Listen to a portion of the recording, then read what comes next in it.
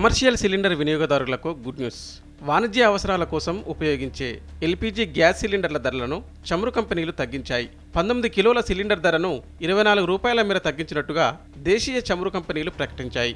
రోజువారీ కార్యకలాపాలకు 19 కిలోల ఎల్పీజీ సిలిండర్లపై ఆధారపడే రెస్టారెంట్లు, హోటళ్లు, ఇతర వాణిజ్య సంస్థలకు ఇది పెద్ద ఉపశమనంగా చెప్పాలి. తగ్గిన ధరలు వెంటనే అమల్లోకి వస్తాయని కంపెనీలు వెల్లడించాయి. దీంతో సిలిండర్ ధర ఢిల్లీలో 1,723 రూపాయల 50 పైసలు కాగా, కోల్కతాలో 1,826 రూపాయలు, ముంబైలో 1,675 రూపాయల 50 పైసలు, చెన్నైలో 1,881 రూపాయలు, హైదరాబాదులో 1,969 రూపాయలు, విజయవాడలో 1,880 రూపాయల 50 పైసలుగా ఉంది. ఇకపోతే ఈ ధరలు ఆయా నగరాలను బట్టి మారుతుంటాయి. ఎందుకంటే స్థానిక పన్నులు, రవాణా ఖర్చులు రాష్ట్రాలను బట్టి మారుతాయి.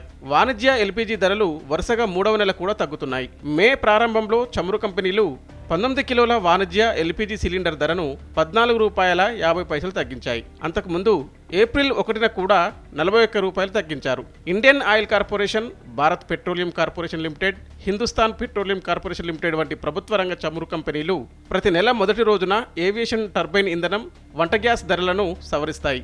ఈ సవరణలు అంతర్జాతీయ మార్కెట్లో ఇంధన ధరలు, విదేశీ మారకపు రేట్లలో హెచ్చుతగ్గుల ఆధారంగా ఉంటాయి. ఇక గృహ అవసరాల కోసం వినియోగించే వంట గ్యాస్ ధరల్లో ఎలాంటి మార్పు లేదు.